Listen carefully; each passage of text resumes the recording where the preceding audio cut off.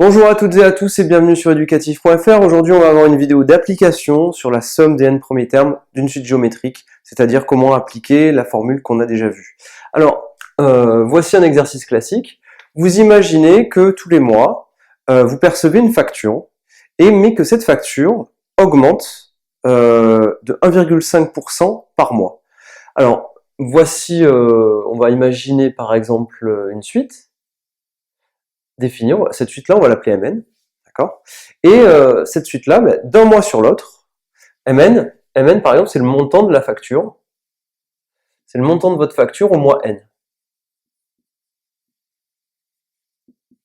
D'accord? Donc M0, c'est votre première facture. Donc on va imaginer que M0, votre première facture, on va imaginer que c'est 987 €.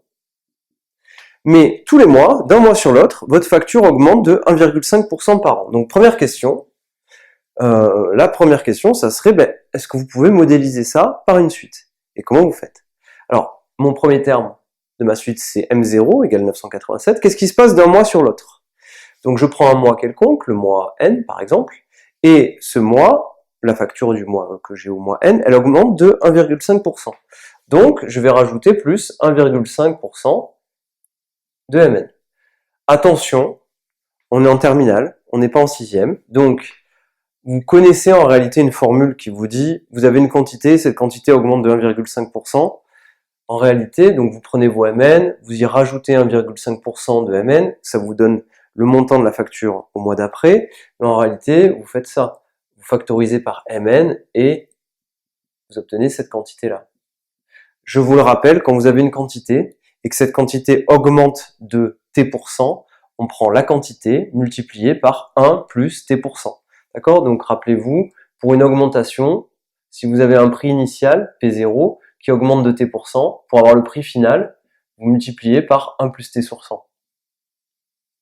D'accord? Rappelez-vous, ça c'est ultra facile, il faut le savoir. Quand vous avez votre prix initial, que votre prix il augmente de t%, vous faites P0, prix initial, multiplié par 1 plus t sur 100, t étant votre pourcentage, et ça vous donne le prix final. Je mets un plus parce qu'il y a une augmentation. Si ça avait été une diminution de 2%, j'aurais fait P0 multiplié par 1 moins t sur 100, et ça m'aurait donné mon prix final après diminution de t%. Ça, il faut vraiment le savoir. Si vous ne le connaissez pas, vous n'y arriverez pas. Et ça, ça va être quoi? Ça va être le montant que j'aurai le mois d'après.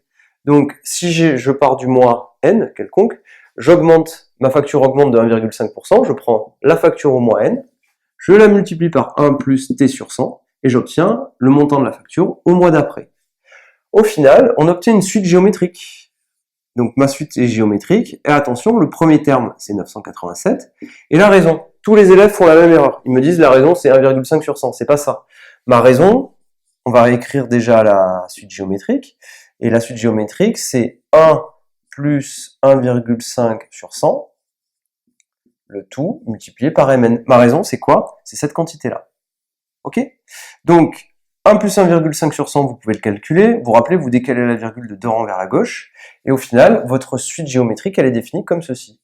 M0, c'est 987, et qu'est-ce qui se passe d'un mois sur l'autre? D'un mois sur l'autre, vous avez que Mn plus 1, c'est égal à 1,015 Mn. Voici votre suite géométrique. Donc, la raison, c'est 1,015, le premier terme, c'est 987, et ma suite géométrique, elle est définie par Mn plus 1 égale 1,015 Mn. Ça, c'est très important, c'est très classique. D'accord? Donc, je récapitule. Quand vous avez une augmentation ou une diminution de t%, pour avoir le prix final, vous partez de votre prix de départ et vous multipliez par 1 plus t sur 100 ou 1 moins t sur 100 si c'est une diminution. Maintenant, l'exercice est le suivant, je vous donne l'énoncé. On vous donne votre première facture, c'est 987 €, et tous les mois, votre facture augmente de 1,5%. Vous avez modélisé ça par une suite géométrique, qui est écrite ici. Et ma question est la suivante. Alors, je vous écris la question. On va la noter ici. Calculez le montant total des factures qui ont été payées, mais sur 60 mois. Calculez le montant total de factures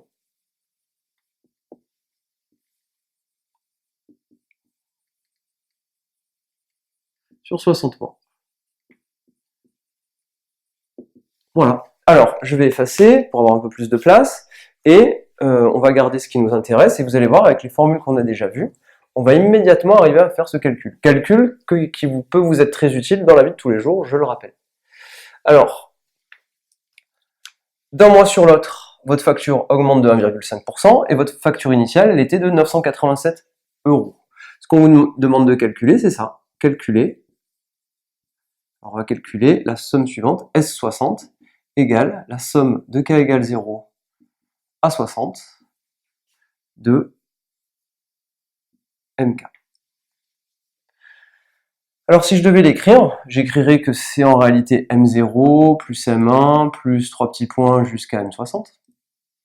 Mais en réalité, je vais écrire quoi? Bien, je vais me rappeler de la formule qu'on avait vue. On avait vu que c'était quoi la formule? On avait dit que c'était le premier terme, multiplié par 1 moins Q étant la raison, donc ici c'est 1,015.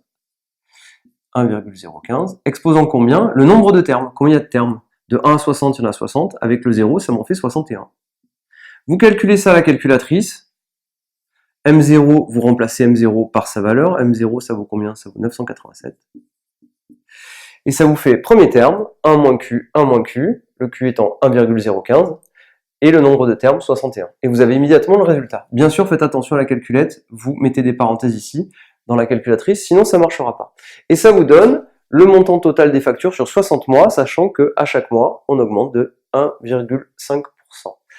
Je vous remercie d'avoir regardé cette première vidéo sur la somme des n premiers termes d'une suite géométrique qui permet d'avoir une modélisation et de comprendre un petit peu à quoi ça sert dans la vie de tous les jours. Je vous remercie et à très bientôt sur educatif.fr.